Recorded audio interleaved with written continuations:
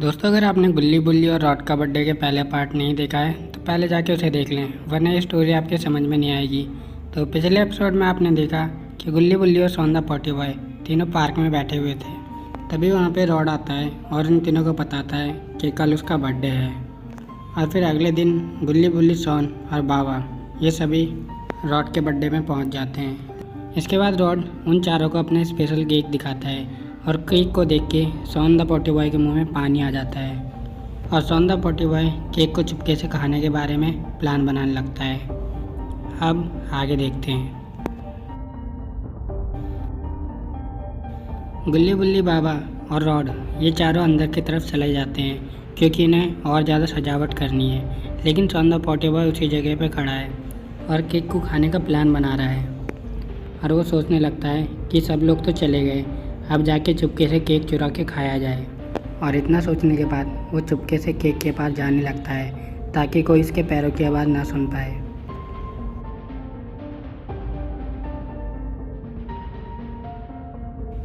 जैसे वो केक के पास पहुंचता है तभी वो देखता है ऊपर से एक बलून सा आ रहा है और उसमें कोई खड़ा हुआ है।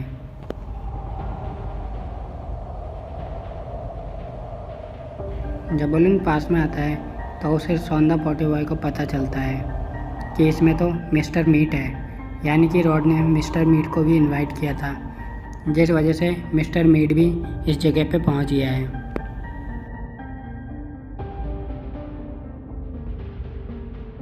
उस बलून के नीचे आने के बाद मिस्टर मीट बलून में से उतरता है और सौंदा पॉटी बॉय की तरफ गुस्से से देखने लगता है। और फिर वो थोड़ा बगल में देखता है तो उसे रॉड का केक दिखाई दे जाता है और उसके मन में भी लालच आ जाता है। और मिस्टर मीट सोचने लगता है कि उसे अगर केक खाना है तो सौंदा पॉटी बॉय को अंदर भेजना पड़ेगा। फिर मिस्टर मीट कहता है, तुम केक के पास क्यों खड़े हो, तुम अंदर जाओ। अगर तुम यहाँ पे खड़े रहोगे तो तुम्हारे पात की बदबू से इस केक का टेस्ट बेकार हो जाएगा, इसलिए तुम अंदर जाओ। अगर तुम अंदर नहीं गए तो मैं तुम्हारे मार मार के कीमा बना दूँगा। लेकिन सौंदा पॉटी बॉय कौन सा कम था, वो कहता है, नहीं, मैं अंदर नहीं जाऊँगा। रॉड ने मुझे यहाँ इस केक की देखभाल करने के लिए रखा है ताकि इस केक को कोई खा ना सके, इसलिए मैं इस केक के पास खड़ा हूँ। और मुझे लग रहा है कि तुम इस केक को खाने का प्लान बना रहे हो। मेरे होते हुए ये बिल्कुल नहीं हो सकता कि तुम इस केक को खा सको, समझे तुम। और तुम मुझे बिल्कुल भी हल्के मत लो, शायद तुम्हें पता नहीं कि हम लोगों के साथ बाबा भी आए हैं, और तुमने ज़्यादा आकर दिखाई तो बाबा से कह के तुम्हारी खोपड़ी उड़वा दूँगा, समझे तुम। बाबा का नाम सुनकर मिस्टर मीट शांत हो जाता है और बस अब केक की तरफ घूर के देखता रहता है। थोड़ी देर बाद वहाँ पे एक और बलून आता है। अब मिस्टर मीट और सौंदा पॉटी बॉय बलून की तरफ देखने लगते हैं कि अब कौन आ गया है। थोड़ी देर बाद उन्हें पता चलता है कि इस बलून में तो ग्रैनी आई हुई है, यानी कि रॉड ने ग्रैनी को ही बुलाया है। लो भैया, ऐसा लग रहा है कि गुल्ली बुल्ली के सारे दुश्मन इस बर्थडे में आएंगे, लेकिन इन तीनों को डरने की ज़रूरत नहीं है क्योंकि बाबा इन लोगों के साथ में है। फिर नीचे आने के बाद ग्रैनी मिस्टर मीट से हाथ मिलाती है और उससे उसके हालचाल पूछने लगती है।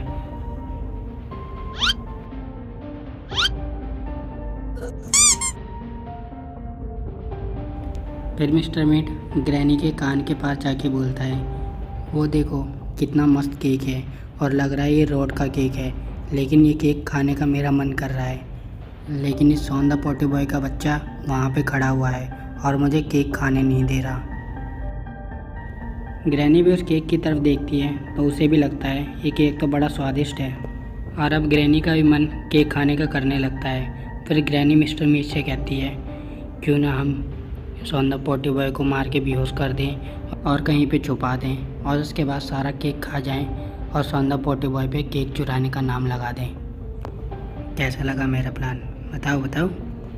मिस्टर मीट कहता है, प्लान तो बहुत अच्छा है, लेकिन हाँ, ज़्यादा केक मैं खाऊंगा क्योंकि सौंदा पॉटी बॉय को मैं बेहोश करूंगा और मुझे उसे छुपाना पड़ेगा, जिसमें बहुत ज़्यादा मेहनत लगेगी, इसलिए ज़्यादा केक मैं ही खाऊंगा। फिर ग्रैनी राज़ी हो जाती है।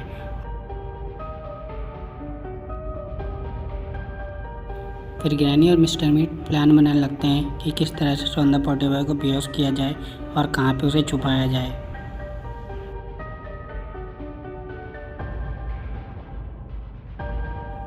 फिर थोड़ी देर बाद ग्रैनी सौंदा पॉटी बॉय से कहती है, अरे पॉटी बॉय इधर आओ, देखो गुल्ली बुल्ली तुम्हें बुला रहे हैं। फिर सौंदा पॉटी बॉय ये बात सुनकर ग्रैनी के पास आता है। जैसे ही पॉटी बॉय सॉन ग्रैनी के पास में आता है तभी मिस्टर मीट उसके सर पे हमला कर देता है और उसे बेहोश कर देता है।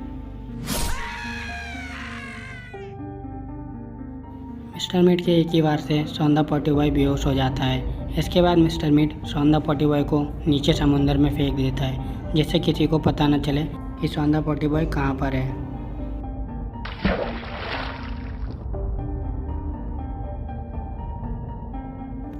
इसके बाद ग्रैनी और मिस्टर मीट दोनों केक के पास बढ़ते हैं और जल्दी जल्दी से केक को खा के ख़त्म कर देते हैं।